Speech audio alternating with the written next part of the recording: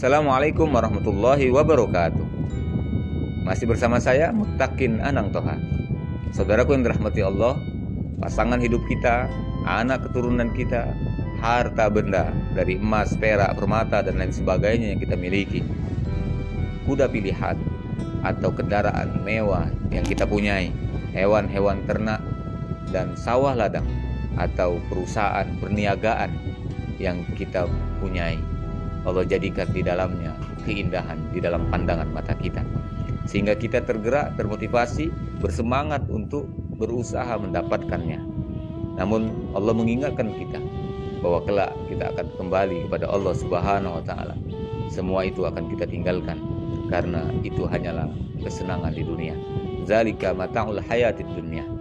Allah Subhanahu wa taala menyiapkan bagi orang-orang yang bertakwa, orang-orang yang mampu memanfaatkan rizki yang Allah berikan kepadanya, memanfaatkan hidup yang Allah berikan kepadanya untuk berbuat kebaikan, untuk berbuat amal soleh, beriman kepada Allah Subhanahu wa ta'ala, tempat yang di dalamnya berisi kesenangan, kenikmatan yang lebih baik daripada kesenangan di dunia ini, yaitu surga. Saudara rahmat Allah Subhanahu wa ta'ala, Allah menginginkan kita semua, manusia yang diciptakan itu setelah meninggal nanti mendapatkan itu. Maka Allah kemudian memberikan jalan kepada kita, kepada hamba-hambanya, jalan atau usaha, ikhtiar atau cara, syarat yang dapat kita lakukan sehingga kita termasuk orang yang pantas mendapatkan kebaikan-kebaikan setelah akhir kehidupan dunia ini. Di dalam surat Ali Imran ayat yang ke-16 dan 17, Allah memberikan 6 cara, yang 5 cara sudah kita bahas pada pertemuan-pertemuan sebelumnya, yaitu berdoa kepada Allah, yang kedua menjadi orang yang sabar, yang ketiga menjadi orang yang benar, yang keempat menjadi orang yang taat, dan yang kelima menjadi orang yang suka berinfak. Lalu yang keenam, saudaraku yang dirahmati Allah Subhanahu wa taala, Allah berfirman, wal mustaghfirina bil ashar. Allah siapkan surga bagi orang-orang yang suka memohon ampun kepadanya, terutama di waktu sebelum fajar, sebelum subuh, atau di waktu sahur.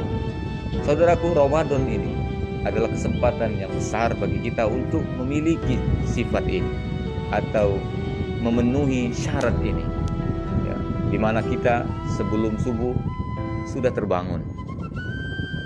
Untuk ibu-ibu sudah sibuk di dapur mempersiapkan makan sahur. Maka sebelum fajar tiba, sebelum waktu subuh tiba, waktu-waktu sahur itu adalah waktu-waktu terbaik bagi kita untuk mohon ampun kepada Allah Subhanahu wa taala.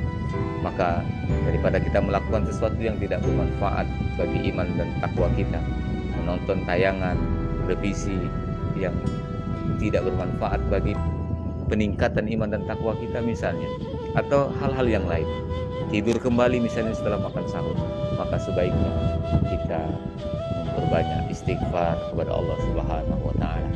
Baca istighfar dengan redaksi apapun yang sudah kita pahami atau biasa kita baca, atau kita bisa membaca doa seperti yang Allah kabarkan di dalam surat Ali Imran ayat ke-16, Rabbana innana amanna faghfir lana dzunubana wa qina adzabannar. Karena di dalamnya ada kalimat permohonan ampun atas dosa-dosa yang kita lakukan. Atau kita membaca istighfar dengan redaksi yang diajarkan oleh Rasulullah SAW. Salah satunya adalah yang Rasul sebut sebagai Sayyidul Istighfar. Allahumma anta rabbi la ilaha illa anta khalaqtani wa ana abduka wa ana ala ahdika wa wa'dika ma sata'tu a'udzu bika min syarri ma sana'tu abu'u laka bi ni'matika 'alayya wa abu'u bi dzambi faghfirli fa innahu la yaghfiru dzunuba illa anta. Atau minimal dengan kita menyebut astagfirullah sebanyak-banyaknya, atau dengan bahasa yang kita pahami, bahasa Indonesia, ya Allah ampuni aku, dan lain sebagainya.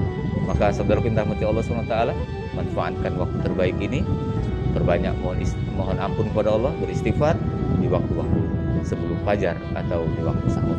Semoga Allah mengampuni dosa-dosa kita dan memberikan kita rahmat di dunia dan di akhirat. Demikian, Assalamualaikum warahmatullahi wabarakatuh.